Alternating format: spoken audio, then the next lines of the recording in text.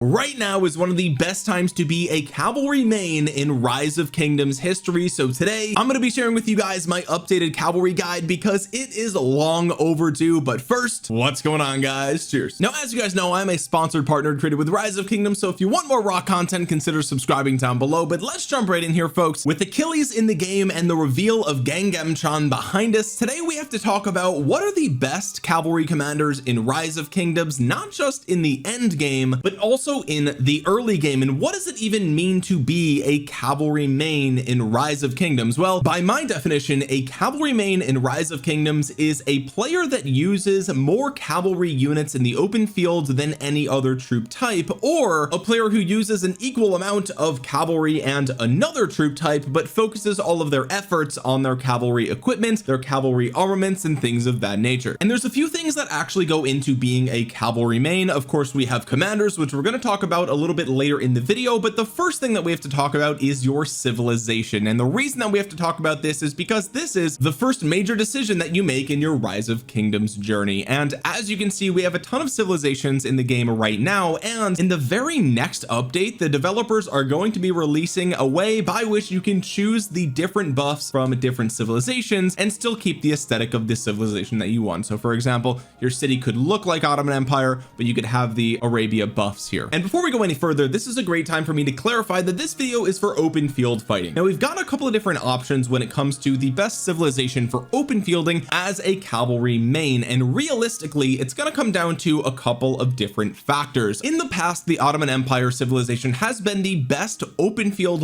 war civilization to choose because it gives you universal march speed and skill damage, but as you're going to see later in this video, you're actually going to be using less and less cavalry skill damage as the meta continues to progress down the combo damage route. So in the end game, if you find yourself in a situation where you're still using a majority of your armies as skill damage armies, then you could still go with Ottoman Empire. But the truth is, skill damage for infantry and for cavalry is quickly becoming obsolete. So what are some other options that you might have? Well, historically, France has always been a good option no matter what troop type you are, because it gives you universal troop health, and this is for all of your different armies. So even though you are a cavalry main player, you're still probably going to be using an archer army and an infantry army at a certain point down the line, and this is where France really shines because the health is universal and you get the hospital healing speed, which is great, especially for lower VIP level players, because that's going to save you a lot of speed ups in KVK. During the off season, Germany is actually a great civilization as well, not only because it gives you troop training speed and action point recovery, which is why people often switch to Germany for the off season, but for cavalry players specifically, you also get a 5% bonus to your cavalry attack, and you get the Teutonic Knight as a special unit, which is just a more powerful version of cavalry unit compared to the base tier 4 or tier 5 units. Realistically, cavalry players can probably just stick to Germany all year round and just enjoy the passive benefits while still having a strong special unit. It's also worth pointing out that if you're using almost zero skill damage marches, then the Mayan civilization might be something that you consider. It unfortunately does not have the march speed of the Ottoman Empire, for example, but you do get 3% all normal damage bonus for every single troop type. So if you're running combo damage and smite damage on a majority of your armies, this is going to be quite good. Unfortunately, it gives you an archer special unit with archer defense, which makes no sense because they're the only troop type that doesn't benefit from normal damage. So the lack of synergy there is quite annoying. And finally, I do think it is at least worth mentioning Byzantium and Spain, particularly because both of these civilizations have special units for cavalry, and health and defense are pretty neck and neck when it comes to late game cavalry builds in terms of how valuable they are point for point, because you have so much health on the equipment of calves. We'll talk about that later in the video. I prefer Byzantium. I like the hospital capacity here in case, you know, things really hit the fan and you fill your hospital quickly, but Spain also gets an honorable mention just because resource production is always welcome. It's only a small amount, it's not a big deal, but hey, it's something. For me personally, I think France and Germany are your best picks, with Ottoman only being worth it if a majority of your armies are skill damage, and Byzantium is not that far behind. Next, let's talk about city skins here, and this is another one of those instances where if you are still using a majority of your armies as skill damage armies, then you should still be using the Twilight Falls city skin, but again, that is quickly not becoming the case for a lot of players in the end game, and so pretty self-explanatory. If you're a cavalry player, you just filter by cavalry and you try to find any health or defense skins that you have for your calves. You could still use attack if you want, that's totally fine, especially especially if you have a Zenith of Power skin. And realistically, I do think that attack is even more valuable than it was before because of the way they changed crystal tech. So it'll really just depend on which of these skins you actually have. Okay, now let's move on to the commander investments and sort of the order with which you should be thinking about these commanders. And let's start with KVK1. I'm going to be very brief here because there are entire dedicated guides for KVK1 commander investments and things like that. I even have one on the channel if you want to check that out. But if you're looking to go all in on cavalry from the very start of the game, then I think you're looking at a commander like Belisarius pretty closely. And the reason for that is because not necessarily that he deals a lot of damage himself, because unfortunately he does not, but he does actually shine in a couple of different instances. First of all, he does more damage to barbarians, so just objectively he's going to help you a lot build up your city in the early game. But beyond that, he actually is one of the tankiest epic commanders in the early game, especially for cavalry, and his 25% bonus to damage to units under 50% remaining is deceptively good. This is an extremely powerful skill, and when you pair that with the fact that he is cavalry with the mobility talent tree, he is going to be one of the fastest things on the battlefield in your first KVK. And the benefit of that is that, especially if you're a free-to-play player, you might be able to outrun some of the whale players that are using infantry or archers, which is going to be tremendously valuable to you, because otherwise they're going to really hurt a ton. So having Belisarius be able to just run away is fantastic. Now if you're looking for a talent build, something like this is going to give you a tremendous amount of march speed. Not only is there march speed in the mobility tree, but you can also grab hasty departure here, which gives you 60% march speed for 10 seconds after leaving a building or resource point. And this is just going to make you uncatchable in the open field. Just jump from resource node to resource node and nobody's going to be able to catch you unless they also have the mobility tree. On top of that, you can grab alacrity here, which has a 30% chance to negate an enemy slow effect. So if enemies are trying to slow you down with debuffs, you just have this and that will remove some of them at least. And then you put the rest of your talents in the cavalry tree, because this is where you get a lot of your value in terms of damage and tankiness. Like with emblazoned shield, lots of the damage in the early game is skill damage, so this is very good. You get extra rage from undying fury. You can really punish the archers here with halberd, and you also gain another 30% march speed when you're under 50% units remaining. So between this and hasty departure, you just run away from battles that are unfavorable to you, and there's just nothing your enemy can do about it. You just get to decide if they're allowed to attack you or not, and you just leave. Now when it comes to the best pairs for Belisarius, one of the best is Baibars, and the reason for this is because Baibars, when he's expertised, has a 5 target 1000 damage factor AoE with a 50% march speed slowdown for 2 seconds. On top of that, you gain 20% attack, which you don't have any of on Belisarius, by the way, and you also have more march speed here. It gains 50% for 10 seconds whenever you exit combat. Okay, so as you're running away, once you lose combat, then you go even faster beyond that, which is kind of crazy. So Baibars and Belisarius are a match made in heaven in the early game. Beyond that though, there's a couple of other pairings that you could do. First of all, we have the free to play legendary who goes by the name of Ethelfled. She is a leadership commander, so you can use her for anything. And realistically, if we're talking about the single best free to play army in KVK1, it is unfortunately not necessarily a cavalry march. Okay, because what you're going to do is you're going to get your Ethelfled as powerful as you can. She has a 5 target fan shaped AoE. It's actually a half circle shape AoE, and you have a really powerful debuff on here as well. There's a lot to love about Ethelfled, and you can even put her as a secondary to a commander who goes by the name of Sun Tzu. This is easily the best epic commander in all of Rise of Kingdoms, especially when it comes to PvP, because he has a super powerful AoE with a rage engine built in, and he has a 20% bonus to your skill damage. Plus he's pretty tanky in the early game, so you just build Sun Tzu,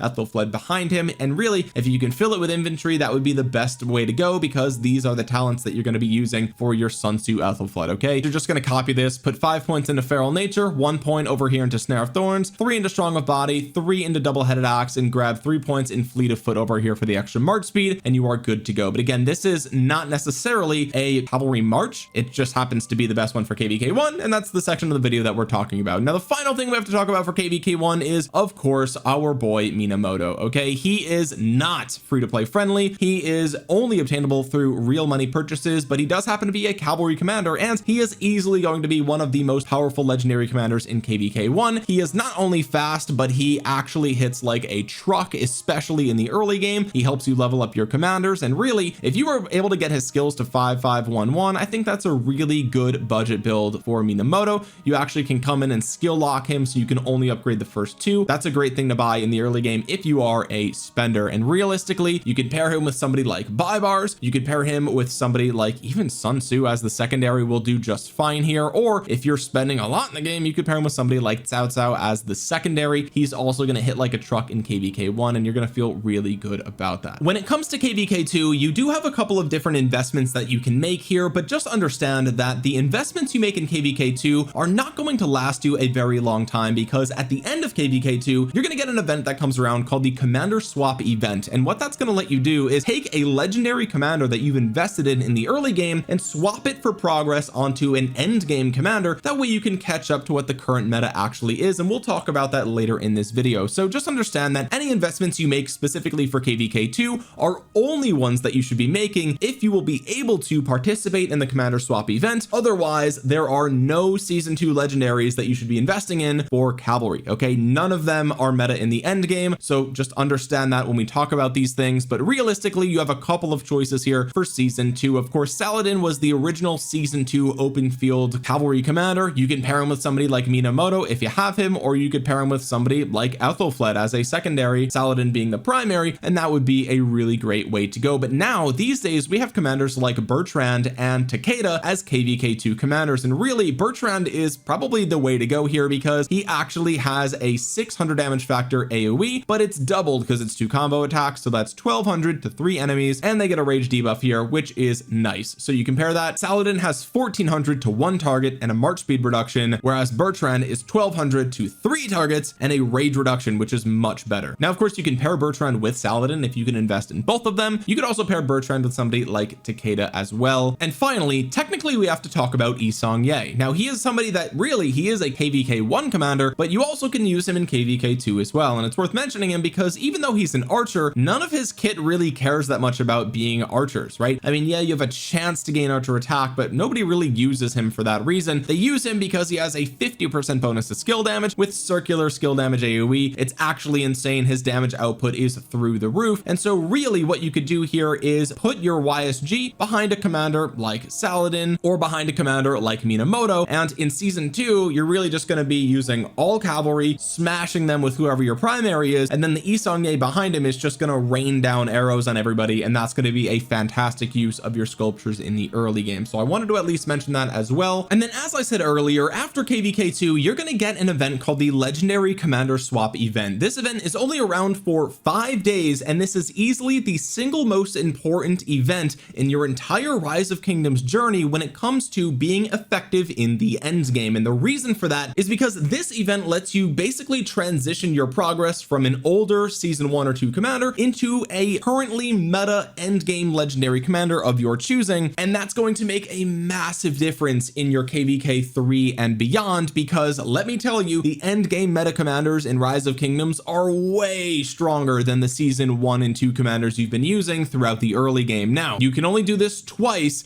and it is quite expensive. You can do this for free to play. Let me just be very clear, free to play players can use this, but you only get 120 swap tickets. Okay, so be aware that each ticket is 100 gems, so you want to make sure that you have as many gems saved as possible for this event. Okay, and the amount of tickets that it costs to swap commanders depends on how much progress you have made on your older commander. So if they are fully expertised, for example, it's going to cost a lot more tickets to swap to a new commander than if you only had, you know, 2 points into any of their skills. Now there's one other catch with the commander swap event, and that is the fact that you actually need to own the commander that you're going to swap to. Now I know what you're saying, Omniarch, how am I going to be able to get my hands on an end game meta commander if I just landed at the end of season 2? Well, the answer is this event called the Gathering of Heroes, and this event, as you can see here, is going to give you certain whatever these icons actually are, whatever the currency is, or I guess they just call them points. Okay, so you get different points here for the Gathering of Heroes event, and you can spend these points on unlocking a commander of your choosing. Now in this video we're talking about cavalry, and so you do have a couple of options. So a couple of things that I want to point out here. First of all, at the time of recording this, Gengem Chan is a commander that we know all of his skills for, but he's not technically in the game yet. That should come in the next couple of weeks, and so I do just want to point out that in the past, when it comes to the commander swap event, as you can see here with infantry and as you can see with archers, they typically have been putting the latest and greatest commanders in the phase 0 category. Okay, there's 3 phases here. There's this phase, which is unnamed, then there's phase 1, and then phase 2. Okay, and the reason that this matters, this distinction is important, is because the phase 1 commanders you can unlock unlock by just spending a certain number of the points here, but phase 2 and beyond, you actually have to unlock a certain number of commanders before these even become available. So as you can see here, I can't recruit Joan of Arc. I need to recruit 2 more commanders, and these could be, you know, 2 cavalry commanders, or you could do 1 infantry, 1 archer, 1 cavalry in the second phase, things along those lines. But I do just want to point out that right now a lot of the best commanders in the game are in phase 0 to begin with, and so you don't typically have to worry about the later phase commanders. But it is worth noting that Achilles is here, which is actually a massive disappointment because Achilles is super strong. You're not going to be able to get him as a free-to-play player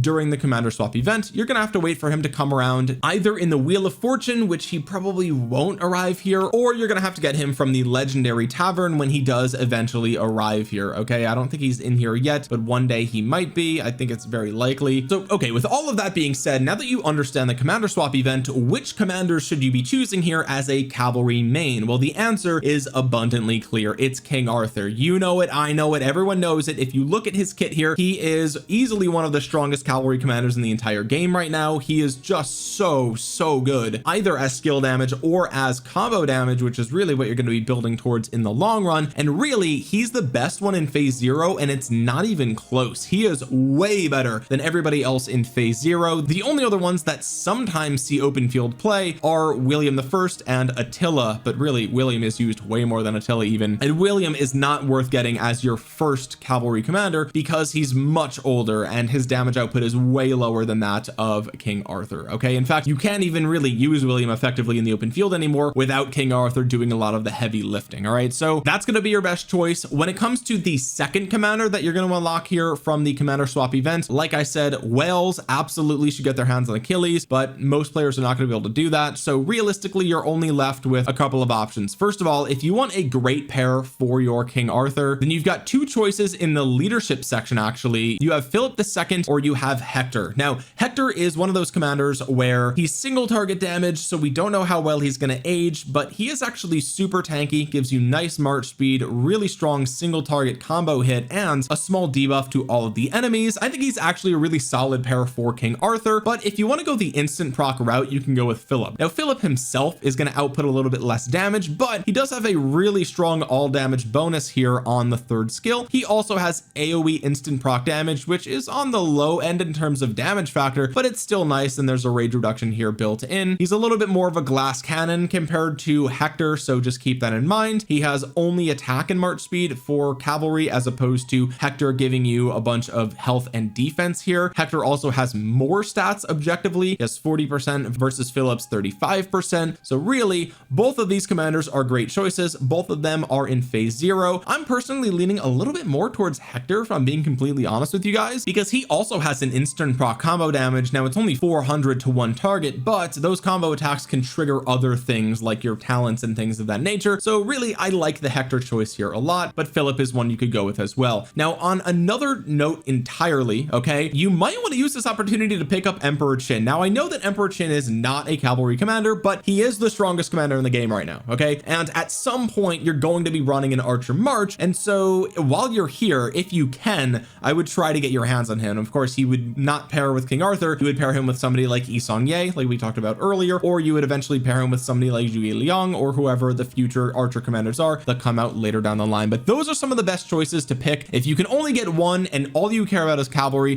then go ahead and grab King Arthur, and his best pairs will be in the leadership section. Now the last thing I'm going to touch on here for the commander swap event is just share with you guys a little bit of information that I got over from the King's Codex Discord. If you're wondering how many swap tickets you are going to need, here is a helpful graphic. You can screenshot this, or you can just go and join the King's Codex Discord directly. There's lots of great information on events over there. This also clarifies that there are bundles you can buy to get more tickets if you are a spender in the game, but this will tell you that if, for example, you have a fully expertise commander and you want to swap that with a commander that you have merely unlocked and only their first skill is unlocked, it's going to cost you 120 tickets. Okay, that's extremely expensive. That is the maximum number of tickets that you can get as free to play for a total of 12,000 gems. Okay, so there's a couple of different ways that you can do this combination as free to play. Remember, free to play will only have 120 tickets to do things with, and so you would want to do either a 72 ticket swap and a 36 ticket swap, or 2 36 ticket swaps or something like that. And I have an entire video dedicated to the commander swap event, so if you want to check that out, go ahead if you're curious for more information. But now let's jump into what are the best armies that you could be using as a cavalry main in Rise of Kingdoms. Now there's a couple of different choices here, so let's hop over to the tier maker so I can explain to you guys how you should be building your 5 army lineup. The first thing that I want to touch on, if you're only using one cavalry army in the open fields, I personally think that I'm just going to put my money on King Arthur with Achilles. I know that this is more of a glass cannon build, but historically what we've seen in Rise of Kingdoms is that double AoE commanders have almost always been the meta when it comes to the best commander pairs in Rise of Kingdoms. I mean, from day one all the way up until now, well, I guess day one there wasn't really double AoE pairs unless you counted like Sun Tzu Ethelflaed or Sun Tzu ISG or something like that, but really my point is King Arthur with Achilles is sort of a match made in heaven here, and the reason for that is because again, they're both combo damage commanders, they're both AoE. King Arthur as the primary is going to be dealing 2,800 damage to 3 targets in a fan shape. His second skill gives you 20% march speed, 30% attack, and 20% health. His third skill gives you a 30% bonus to combo attack damage, which means he's going to be buffing the damage output of Achilles as well. His fourth skill is a rage reduction here with a march speed reduction. This has a chance to proc off of any combo attack damage, so not just your active skill but also the expertise of King Arthur and the active skill of Achilles,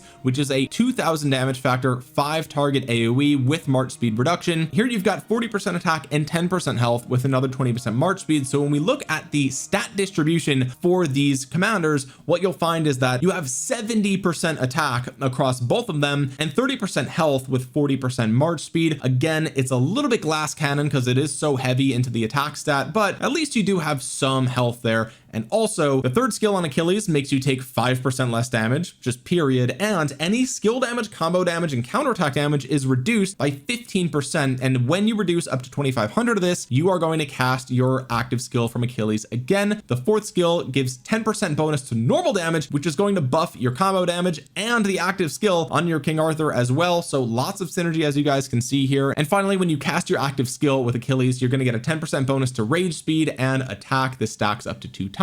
So again, this is all in on damage output. Okay, so if you're only going to be building one commander pairing, I think that this is the way to go, at least right now at the time of recording this, and historically speaking that has always been the case. But if we're going to be talking about 2 cavalry armies in the open fields, I do think we have to talk about Gang Gamchan. Now this is, lots of players call him GG. Okay, the thing about GG is that he is a single target combo damage commander, whereas the AoE damage output from these two is just through the roof. Now on the flip side of that, where he lacks damage output, he is extremely tanky, easily the most tanky cavalry commander in all of Rise of Kingdoms, because when he's expertise he gains 20% of tanky stats here, and he also gives you a huge bonus to his healing factor, which is on his third skill here. Massive amounts of heals coming out of this commander, and also his second skill literally just takes 10% less damage across the board, and you have 30% defense as well. So really this is a super tanky commander. He's kind of like almost like a Hua or Nevsky 2.0. He's just super tanky. You have a really nice defense reduction on the fourth skill as well, and so this is a commander that I think, you know, if you're going to be running more than one army of cavalry, it's kind of non-negotiable in my opinion. I feel like you kind of need him if you're running 2 combo commanders. So the question is, who do you pair him with? Well, I think the answer is pretty clear. We pair him probably with Achilles. Okay, now I say probably because technically he is about to come into the game right now, but based on everything that we can tell by all of the skills of these commanders, this is the pairing that makes the most sense. Of course, if this changes in the future, I will make an update video and you guys should follow, subscribe down below, that way you don't miss it when it comes out. The only other possibility I think would be something like this, but there's just not any synergy with the healing if you put him as secondary, and he has to be secondary to your King Arthur, because otherwise King Arthur is a skill damage commander in this configuration. Okay, so really I just can't imagine a world where we don't run this pairing. Most likely maybe the King Arthur pairing, but really this is the one that screams out to me the most, although I do really hate having a single target damage commander as primary. But regardless, this is probably the way you're going to run GG, with your Achilles as the secondary, which begs the question, who are we going to be pairing with our King Arthur? And the answer is one of the commanders that we talked about earlier. It's either going to be Hector, going to be Philip, or if you're an older player and you still have William is a great choice as well. Okay, William is also a budget build. You could do 5-5-5-1 for him and get pretty much almost the exact same results, to be honest with you guys. So he's a much cheaper investment than everybody else on the board here. Of course, your Philip is probably the most supportive out of all of these, with William being probably a tie here. Actually, this is how I've been running my King Arthur, with the Philip behind him, and it's been working really well for me.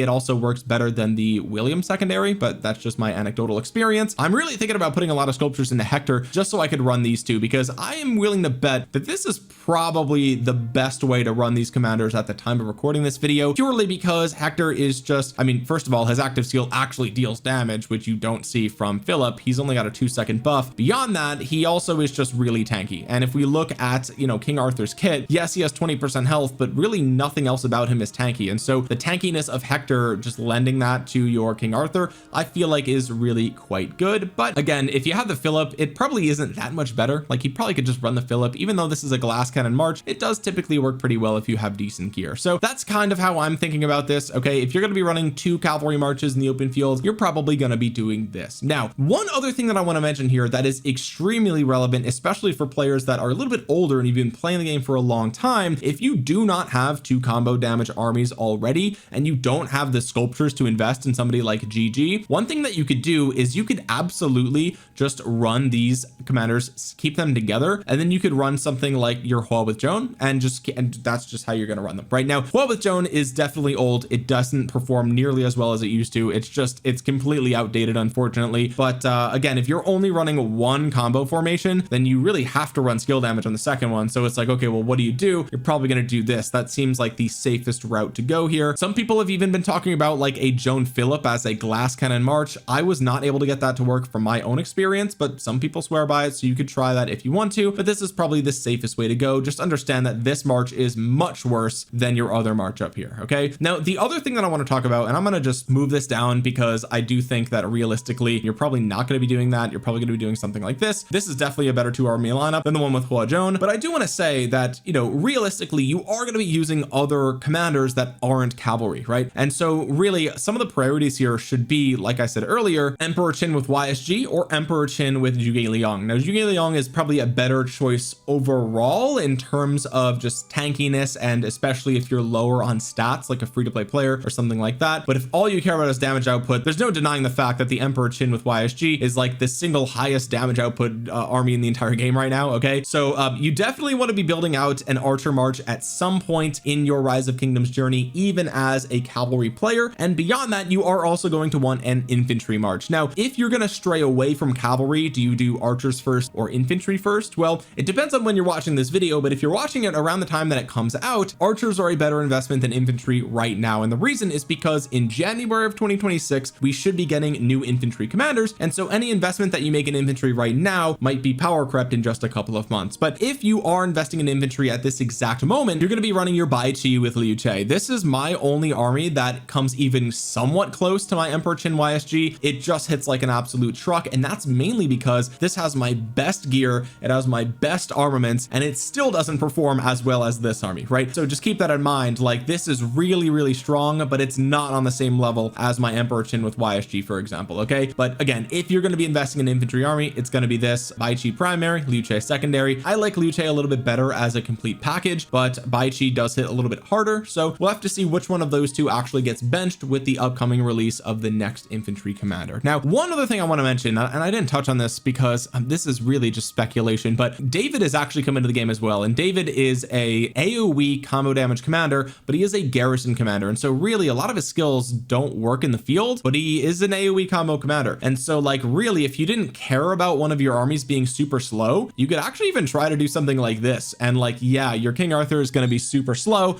but it's going to be double AoE, and maybe that actually works out nice for you, especially if you're playing more defensively on your own territory where you have your own march speed bonus on that territory. Historically, garrison commanders aren't super good in the open field, so I'm not really going to entertain that for right now. I just want to at least mention it in this video, especially because if you are starting to think about 3 cavalry armies and you did want to do 3 combo damage armies, which is like, now we're entering Kraken territory, because I don't even know anybody who's done that yet. I know they exist, but I just personally don't know anybody. But anyway, but yeah, you would have to do something really stupid like this, which I just don't think is a great strategy. But I also just can't, like, I don't even know who else you would break up for this, right? Like, you could, I guess technically you could do something like this where you pair these two together and then do that. That's another option as well, because then you're spreading out the AoE amongst these, and you still have like a tanky commander, although this is like super tanky, which I guess is maybe what you would want, considering you're going to be slower with only this dude not having any march speed. But really, if you're running 3 cavs, one of them is probably going to be skill damage at this point. I just don't think there's enough combo damage to go around right now. So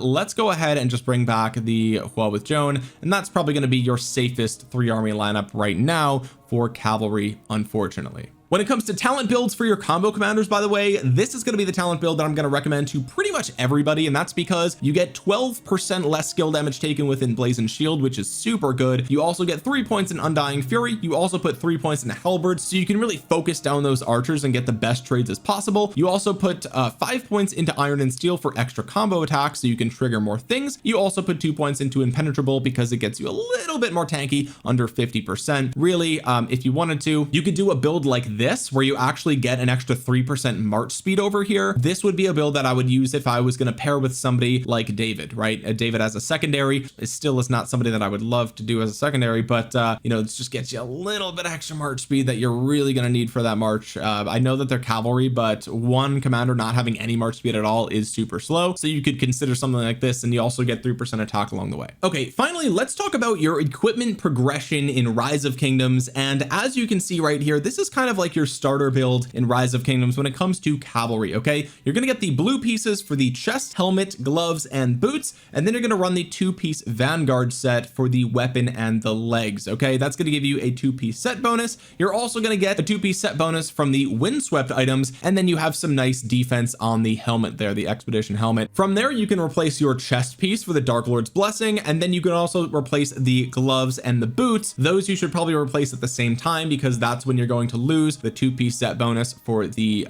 windswept set. This is going to get you even more attack and more health, and you're still going to have 25% cav defense, as you can see on the very bottom down there. From there, you want the Heart of the Saint weapon and the Gladiator legs. That's going to give you a bunch of extra defense and health here. Of course, with the special talent, that's going to be fantastic. From here, you're going to start to look at upgrading to legendary pieces. Okay, I like to recommend upgrading the boots and the chest piece, because this is going to get you a bunch of extra cavalry health, as you can see on the bottom there, and cavalry health is going to help you out a ton. From there, if you can, I would grab Pride of the Khan. That is the KVK helmet, which gives you a bunch of defense, and Navarre's control for the gloves, which is a piece you can get from the crystal keys. That's going to get you even more health as well. This is where I would start to consider crafting some of the accessories here. The purple accessories are actually kind of solid. I know a lot of people don't talk about them in guides, but they do last for quite a while. I think they're pretty good. The Silent Trial is particularly good with cavalry because it gives you a bunch of enemy rage reduction with those combo attacks, and the Ancient Stratagems is just more troops on the battlefield, which means more damage output, which you always want, obviously. From there, you would grab the KVK sword if you can. That's going to give you a bunch of cavalry attack, and eventually your last piece will be the Ash of the Dawn legs. The reason for this is because if you don't get the talent on those legs when you craft them, they're really not going to be much better than just the talented purple legs that you had before. Now, of course, in the world of iconic crystals, you're going to want to emphasize the boots and the legs so you can get some extra health stats, because as you guys can see here, this build has a ton of cavalry health, and that all scales off of your base stats, so you want as many health base stats as possible. When it comes to accessories, I'm still going to recommend the ring and the horn. The horn is for obvious reasons. You want to output as much damage as possible, and a large majority of your damage comes from your active skills. The ring is great because it procs a lot with your combo damage, especially if you have butterfly, which we'll talk about in just a second. Another newer accessory that you could consider maybe is the hero's hilt.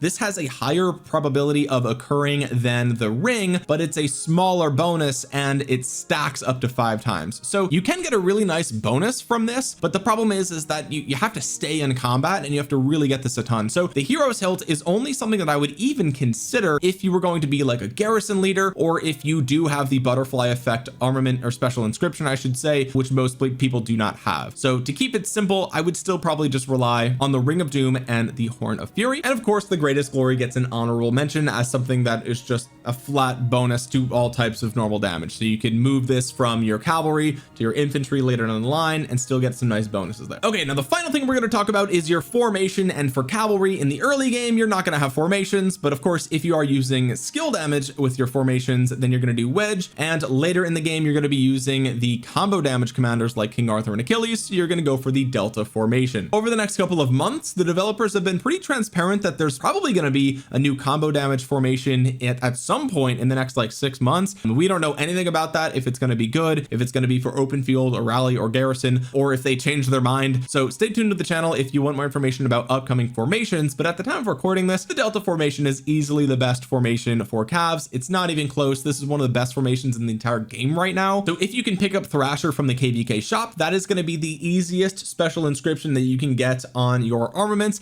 This is going to be something that you definitely want to get as soon as possible. And I mentioned earlier, butterfly effect is critical as well. Now, this is not something you can really guaranteed get unless you're whaling, okay, because there's a pity system. But even for me, I am not even close to getting butterfly effect unless I get mega lucky. But this is super good because it increases the probability that your triggered effects will actually occur. Okay, and that's why we were talking about like the ring before and the hero's hilt. That's why you want butterfly effect for those particular things. Also talents and things of that nature, butterfly effect is great. If you can't get that, causative is a little bit easier to get. That's the one that I have here. All in all, those are going to be some of the best inscriptions for your army. Now also, I want to point out in the armament shop here, you go over to the superior tab, and once you get your hands on 8 of these inscription shards, you also can come down here and get your hands on steel skin. So this is another guaranteed special inscription. Just be aware that it is going to take you absolutely forever to get 8 of these. Like, I've only gotten this I think once in my entire Rise of Kingdoms journey, so it's crazy. Anyway guys, that's gonna do it for my updated cavalry guide going into 2026. If you made it to the end of this video, consider dropping a thumbs up on it. It really helps out the channel a ton. It helps get this video out into the YouTube algorithm so other Rise of Kingdoms players might see it. Comment down below your thoughts on everything we talked about in this video, and if you're new here, consider subscribing to the channel. With that being said guys, thank you so much for watching. This has been Omniarch. I'll talk to you guys again soon. Peace.